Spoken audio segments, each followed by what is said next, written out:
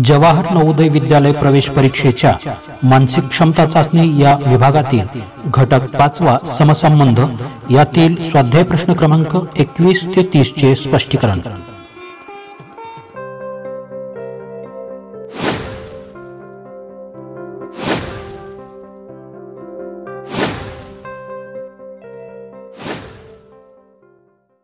समसंबंध या घटकातील पहिल्या दोन प्रश्न आकृत्यामध्ये जो संबंध असतो तोच संबंध कायम ठेवून प्रश्नचिन्हाच्या जागेवर योग्य ती आकृती उत्तर आकृत्यातून शोधायची असते। या प्रश्नामधील पहिल्या दोन प्रश्न आकृत्यात साधारणपणे पुढील संबंध असतो। 1. आकृत्या चिन्हे यांची संख्या दुप्पट होते। 2. आकृत्या चिन्हे कोणत्याही दिशेत काही अंशात फिरतात। 3. आकृतीची आरशातील प्रतिमा पाण्यातील प्रतिबिंब मिळते। 4. आकृती 180 अंशात फिरते। 5. बाहेरील व आतील आकृत्या चिन्हे यांची अदलाबदल होते। आणि 6. आकृतीचा आकार लहान मोठा होतो। यापैकी योग्य तो संबंध आपण समजून घेऊन उत्तर आकृत्यांमधून योग्य तो पर्याय आपल्याला शोधावयाचा असतो। चला तर मग सुरुवात करूया स्वाध्याय प्रश्न सोडवायला। नमस्कार विद्यार्थी मित्रांनो, नवोदय विद्यालय प्रवेश परीक्षेच्या मानसिक क्षमता चाचणी या विभागातील समसंबंध या 5व्या घटकातील या 3ऱ्या व्हिडिओमध्ये आपलं स्वागत आहे। बघा, प्रश्न क्रमांक 21 आपल्यासमोर दिसतो आहे आणि या ठिकाणी दिसणाऱ्या ज्या दोन आकृत्या आहेत त्या दोन आकृत्यामध्ये काय संबंध आहे तो आता आपण शोधणार आहोत। बघा, सर्वप्रथम आपण जर पाहिलं तर ही 1 क्रमांकाच्या आकृतीला 90 अंशात उजव्या बाजूने फिरवल्यानंतर ही 2 क्रमांकाची आकृती आपल्याला मिळते। हाच संबंध कायम ठेवून आपल्याला या 3 क्रमांकाच्या आकृतीला 90 अंशात फिरवल्यानंतर उजव्या बाजूने फिरवल्यानंतर आपल्याला हा बी क्रमांकाचा पर्यायामध्ये दिसणारी आकृती आपल्याला मिळते। म्हणून या प्रश्नाचे उत्तर आपण बी क्रमांकाचा पर्यायाचे वर्तुळ हे गोल करणार आहोत। पण या प्रश्नामध्ये थोडी संदिग्धता आहे, ती कशी आहे ते आपण बघूया। बघा, पहिल्या आकृती आणि दुसऱ्या आकृतीचं निरीक्षण केल्यास ही 90 अंशात फिरवल्यानंतर ही आकृती मिळते, हे खरं आहे। पण जर आपण असं पाहिलं की ही आकृती ही आरशातील प्रतिमा आहे, बरोबर? कारण बघा, 1 क्रमांकाची आकृती जर आरशात पाहिली आपण तर हुबेहूब अशी दिसते। आता हा संबंध जर आपण या ठिकाणचा गृहीत धरला आणि या आकृतीची जर आरशातील प्रतिमा शोधायचा आपण विचार केला तर या आकृतीची आरशातील दिसणारी प्रतिमा ही आपल्याला पर्याय क्रमांक सी मध्ये जुळते। बघा, शक्यतो अशा प्रकारचे प्रश्न नसतात, कारण एकतर उत्तरामध्ये 90 अंशाने फिरवलेली प्रतिमा असेल किंवा आरशातून येणारी प्रतिमा असेल, आरशात दिसणारी प्रतिमा असेल। या प्रश्नामध्ये दोन्ही प्रकारचे उत्तर आहेत। शक्यतो असे प्रश्न हे येत नाहीत किंवा असे पर्यायामध्ये तो पर्याय नसतो। तर या दृष्टीने जर पाहिलं तर हा थोडासा संदिग्ध प्रश्न आहे। याचे बी आणि सी हे दोन्ही उत्तरं बरोबर येतात। अशा प्रकारचे शक्यतो प्रश्न परीक्षेमध्ये येत नाहीत, हे लक्षात घ्यावे।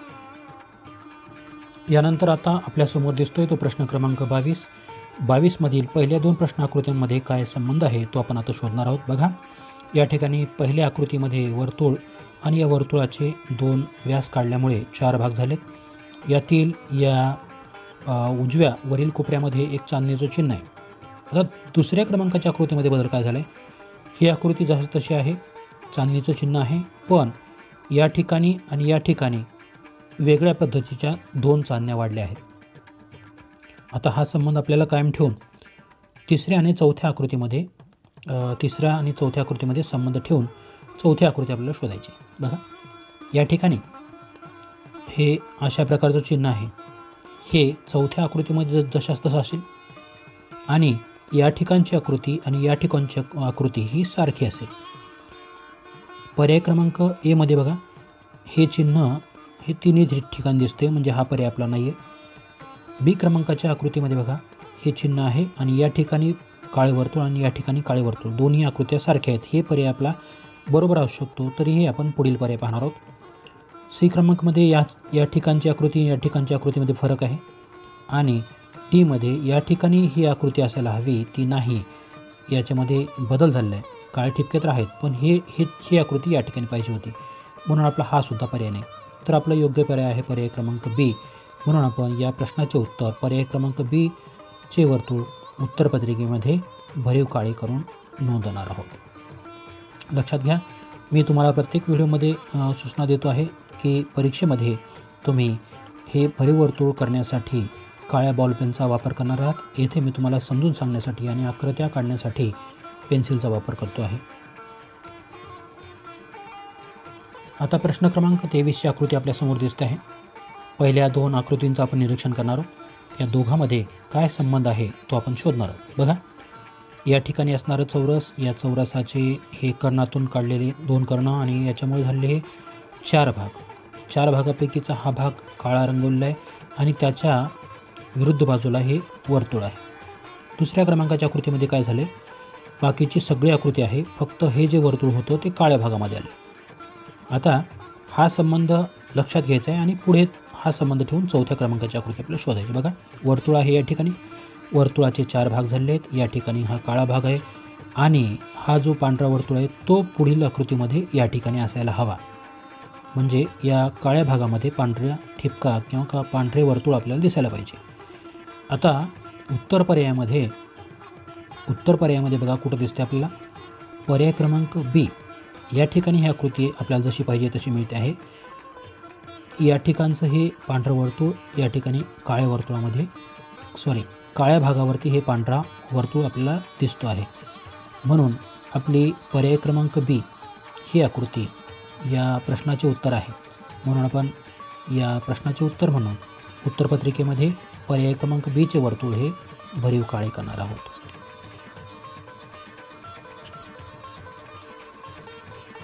यानंतर प्रश्न क्रमांक 24 आपल्यासमोर दिसतो आहे. बघा, या दोन आकृत्यामध्ये प्रश्न आकृत्यामध्ये काय संबंध दिसतो आहे तो बघा. या ठिकाणी वर्तुळ आणि वर्तुळाच्या आतमध्ये बेरजेचं चिन्ह किंवा प्लस दिसतो आहे. तर पुढच्या आकृतीमध्ये या ठिकाणी चौरस आहे आणि हे 4 हे अशा प्रकारची एक आकृती तयार झाली, ज्याला या 4 पाकळ्या आपल्याला दिसत आहेत. पुढच्या आकृतीमध्ये बघा 3 क्रमांकाच्या हे लंबवर्तुळ आहे आणि याच्यामध्ये हे 1 2 3 म्हणजे एकूण 6 काड्या आपल्याला दिसत आहेत. यानंतर उत्तर आकृतीमध्ये कशी आकृती आपल्याला मिळणार आहे, हे ज्या पद्धतीने आपण फूल तयार झाले तसं इथं 6 पाकळ्या असलेलं फूल आपल्याला पाहिजे. आणि या ठिकाणी 4 पाकळ्या आणि चौरस आहे, तर या ठिकाणी 6 पाकळ्या आणि षटकोनाची आकृती हवी. षटकोन सगळ्याच ठिकाणी आहे, पण 6 पाकळ्या असलेली आकृती बघा कुठे आहे, ही आकृती. या ठिकाणी सुद्धा 6 पाकळ्या आहेत, पण या पाकळ्यांची दिशा जे 2 नंबरमध्ये दिसते ती या पद्धतीची आहे. म्हणून आपल्याला या प्रश्नाचे उत्तर आहे पर्याय क्रमांक बी जे योग्य उत्तर आहे. म्हणून आपण या प्रश्न क्रमांक 26चा पर्याय क्रमांक बी हे उत्तर उत्तरपत्रिकेमध्ये भरीव काळी करून नोंदवणार आहोत. यानंतर प्रश्न क्रमांक 25 आपल्यासमोर दिसतो आहे. यामध्ये ज्या 2 प्रश्नाकृत्या सुरुवातीच्या आहेत त्यांच्यामध्ये काय संबंध आहे आपण पाहणार आहोत. बघा, पहिल्या ठिकाणी बाहेरील बाजूस चौरस आहे, 4 बाजू आहेत आणि आतील बाजूस त्रिकोण आहे, 3 बाजू आहेत. 4 आणि 3 एकूण 7 बाजू आणि त्याच्या समोरची जी आकृती आहे त्या आकृतीला एकूण 7 बाजू असलेल्या ही आकृती आहे. 1 2 3 4 5 6 आणि 7 म्हणजे या ठिकाणी जे 2 आकृत्या दिल्यात त्यांच्या बाजूंची बेरीज करून ही आकृती तयार झाली. आता या ठिकाणी आतमध्ये पण त्रिकोण आहे, बाहेर पण त्रिकोण आहे, म्हणजे 3 आणि 3 6 बाजू. तर या ठिकाणची आकृती ही 6 बाजू असलेली आकृती असायला हवी आणि ती आहे पर्याय क्रमांक ए. या ठिकाणी 1 2 3 4 5 आणि 6 हा संबंध लक्षात ठेवून आपण या 25 क्रमांकाच्या प्रश्नाचे उत्तर पर्याय क्रमांक ए हे उत्तरपत्रिकेमध्ये भरीव काळे करून आपण नोंदवणार आहोत. याचं वर्तुळ हे भरीव काळं करणार आहोत. यानंतर प्रश्न क्रमांक 26 आपल्यासमोर दिसतो आहे. प्रश्नाकृत्यामधल्या पहिल्या 2 आकृत्यांचा काय संबंध आहे तो आपण शोधणार आहोत. बघा,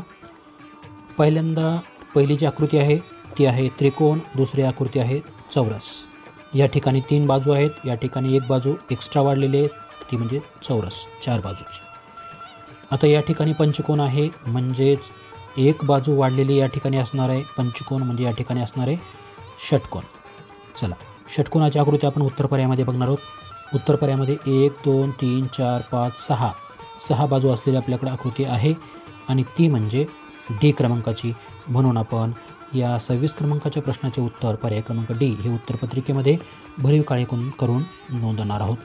2017च्या परीक्षेतील हा प्रश्न होता. 27 क्रमांकाचा हा प्रश्न आपल्यासमोर दिसतो आहे. बघा, यामध्ये पहिली आकृती आणि दुसरी आकृती यांचं काळजीपूर्वक जर आपण निरीक्षण केलं तर आपल्या लक्षात येतं की या आकृतीची ही आकृती ही आरशातील प्रतिमा आहे. म्हणजे या दोन्हीही एकमेकांच्या आरशातील प्रतिमा आहेत. हाच संबंध कायम ठेवता या ठिकाणची आकृती आणि या ठिकाणची आकृती ही आरशातील प्रतिमा असायला हवी. आता आपण ही आकृती आरशात कशी दिसते याची कल्पना करूया किंवा इथं रेखाटन करण्याचा प्रयत्न करूया. बघा, ही रेषा जी आहे ती आरशामध्ये आपल्याला ही अशी दिसणार आहे. यानंतर ही उभी रेषा ही अशीच उभी येत दिसणार आहे. हा जो त्रिकोणाचा भाग इकडे आहे तो आपल्याला या ठिकाणी असा दिसेल. हा या उभी रेषेच्या जवळचा अर्धा भाग काळा आहे. या ठिकाणी हा अर्धा भाग काळा आपल्याला इथं दिसेल. हा जो इथं भाग आहे तो आपल्याला या पद्धतीने दिसेल आणि हा रेषेच्या जवळचा भाग काळा आहे म्हणून तो हा असा दिसेल. आता उत्तर पर्यायामध्ये ही आपण रेखाटन केलेली आकृती कुठं दिसते ते बघा. पर्याय क्रमांक ए या आकृतीशी ही आकृती आपली जुळते आहे. म्हणजे या प्रश्नाचे उत्तर आहे पर्याय क्रमांक ए. 27 क्रमांकाच्या प्रश्नाचे उत्तर आहे पर्याय क्रमांक ए. म्हणून आपण उत्तरपत्रिकेमध्ये पर्याय क्रमांक एचे वर्तुळ हे भरीव काळे करणार आहोत. यानंतर प्रश्न क्रमांक 28 त्याच्या 2 प्रश्नाकृत्या सुरुवातीच्या यांचं आपण आता निरीक्षण करणार आहोत. बघा, यामध्ये हा जो रेखांकित केलेला या कोपऱ्यातला भाग आहे तो दुसऱ्या आकृतीमध्ये विरुद्ध बाजूला गेलेला आहे. पण यातील रेषा या ठिकाणी उभ्या आहेत, त्या या ठिकाणी तिरप्या झाल्या आहेत. हा बदल एक झाला आहे. या ठिकाणी जे वर्तुळ होतं ते विरुद्ध बाजूला म्हणजे या ठिकाणी गेलेलं आहे. म्हणजे यांच्यात चिन्हामध्ये बदल झाला आहे आणि हा रेखांकित केलेल्या रेषामध्ये सुद्धा बदल झाला आहे. हा क्रम लक्षात ठेवायचा आपला. आणि 3 क्रमांकाची आकृती 4 क्रमांकामध्ये कसा बदल होईल ते बघा. आता या ठिकाणी हा भाग जो आहे तो रेखांकित आणि उभ्या रेषेचा आहे तो या आकृतीमध्ये या ठिकाणी गेलेला असेल आणि या ठिकाणी उभ्या आहेत रेषा आहेत, या ठिकाणी अशा तिरप्या रेषा असतील. ओके, आता या ठिकाणी हे वर्तुळ होतं ते या आकृतीमध्ये पुढच्या या ठिकाणी आपल्याला दिसेल. आता ही अशी आकृती उत्तर पर्यायामध्ये आपल्याला शोधायची. बघा, या ठिकाणचा चौरस फक्त आपल्याला पर्याय क्रमांक डीमध्ये दिसतो आहे आणि या ठिकाणी वर्तुळ तो पण पर्याय क्रमांक डीमध्ये दिसतो आहे. रेषा पण तिरप्या आहेत. म्हणजे आपला 28 क्रमांकाच्या प्रश्नाचं योग्य उत्तर आहे पर्याय क्रमांक डी. म्हणून आपण या प्रश्नाचे उत्तरपत्रिकेमध्ये पर्याय क्रमांक डीचे वर्तुळ हे भरीव काळे करून नोंदवणार आहोत. यानंतर प्रश्न क्रमांक 29 त्याच्या प्रश्नाकृती आपल्यासमोर दिसत आहेत. बघा, या ठिकाणी वही आणि पेन्सिल आपल्याला दिसते. वही हे बघा, वहीवर लिहिण्यासाठी आपल्याला पेन्सिल हे साधन लागतं, बरोबर. हा क्रमसंबंध लक्षात ठेवायचा आहे. या ठिकाणी लिहिण्यासाठी लागणारं साधन पेन्सिल. आता तिसरं जे चित्र आहे ते आहे भोवऱ्याचं. आता भोवरा खेळण्यासाठी कोणतं साधन, म्हणजे हे भोवरा जर आपल्याला फिरवायचं असेल तर तो फिरवण्यासाठी कोणतं साधन आपल्याला लागणार आहे ते आपल्याला उत्तर पर्यायामध्ये शोधायचं आहे. बघा, या ठिकाणी हात दाखवला आहे, या ठिकाणी जमीन दाखवलं, या ठिकाणी वर्तुळ दाखवलं आहे आणि या ठिकाणी डी क्रमांकाच्या पर्यायामध्ये दोरी दाखवली. दोरी असल्याशिवाय आपण हा भोवरा फिरू शकत नाही. म्हणजे भोवरा फिरवण्यासाठी लागणारं साधन आहे दोरी. म्हणून आपण या 29 क्रमांकाच्या प्रश्नाचं उत्तर पर्याय क्रमांक डी हे योग्य असल्यामुळे उत्तरपत्रिकेमध्ये 29 क्रमांकाच्या प्रश्नासमोरील डी क्रमांकाचे वर्तुळ हे भरीव काळे आपण करणार आहोत. या ठिकाणी प्रश्न क्रमांक 3 आणि त्याच्या प्रश्नाकृत्या आपल्यासमोर दिसत आहेत. सुरुवातीला या प्रश्नाकृत्यामध्ये 2 प्रश्नाकृत्यामध्ये काय संबंध आहे तो आपण शोधूया. बघा, या ठिकाणी दिसणारी ही आकृती घड्याळाच्या उलट्या दिशेने 90 अंशात उलट्या दिशेने फिरवल्यानंतर ही आकृती आपल्याला मिळते. पण या ठिकाणी हा खालचा भाग रेखांकित होता, तर दुसऱ्या आकृतीमध्ये वरचा भाग रेखांकित केला आहे. आता हाच संबंध आपल्याला कायम ठेवायचा आहे आणि या तिसऱ्या आकृतीमध्ये तो बदल करून चौथ्या क्रमांकाची आकृती आपल्याला मिळवायची. बघा, या ठिकाणी असणारी ही आकृती ज्यावेळेस 90 अंशात या पद्धतीने आपण त्याच्यामध्ये बदल करू त्यावेळेस आपल्याला कशी आकृती मिळणार आहे. हे असं वर्तुळ आणि हे अशा प्रकारचा हा त्रिकोण असणार आहे. बघा, पण या ठिकाणी खालचा भाग रेखांकित होता या ठिकाणी आणि दुसऱ्या आकृतीमध्ये वरचा भाग रेखांकित झाला आहे. फक्त हा बदल झाला इथं. या ठिकाणी या वर्तुळातला भाग रेखांकित आहे, तर चौथ्या क्रमांकाच्या आकृतीमध्ये हे वरील त्रिकोणाचा भाग रेखांकित असेल आणि अशी आकृती आपल्याला उत्तर पर्यायामध्ये पर्याय क्रमांक ए या ठिकाणी दिसते आहे. म्हणून या 30 क्रमांकाच्या प्रश्नाचं योग्य उत्तर आहे पर्याय क्रमांक ए. म्हणून उत्तरपत्रिकेमध्ये आपण पर्याय क्रमांक ए चे वर्तुळ हे भरीव काळे करणार आहोत. या पद्धतीने आपण काळ्या बॉलपेनचा वापर परीक्षेमध्ये करून वर्तुळ हे भरीव काळे करणार आहोत. ते भरीव काळे करत असताना पूर्णपणे वर्तुळ काळे करायचे आहे. आतमध्ये पांढरी जागा राहणार नाही याची काळजी घ्यायची आहे आणि ही काळी रेषा या वर्तुळाच्या बाहेरसुद्धा येणार नाही याची देखील आपल्याला काळजी घ्यायची आहे. विद्यार्थी मित्रांनो, यापूर्वीच्या घटकांचा अभ्यास करण्यासाठी या व्हिडिओच्या उजव्या कोपऱ्यातील वरील बाजूस असलेले आय बटन प्रेस करून तुम्ही या मागील व्हिडिओंचा अभ्यास करू शकता किंवा डिस्क्रिप्शन बॉक्समधील असलेल्या लिंकवर क्लिक करूनसुद्धा त्यांचा अभ्यास तुम्ही करू शकता. अशाच माहितीपूर्ण व्हिडिओ पाहण्यासाठी माझे स्मार्ट मराठी शिक्षक हे यूट्यूब चॅनल सबस्क्राईब करून त्या बाजूचे बेल आयकॉन प्रेस करायला विसरू नका. तेव्हा पुन्हा भेटूया व्हिडिओच्या नवीन भागामध्ये. तोपर्यंत धन्यवाद.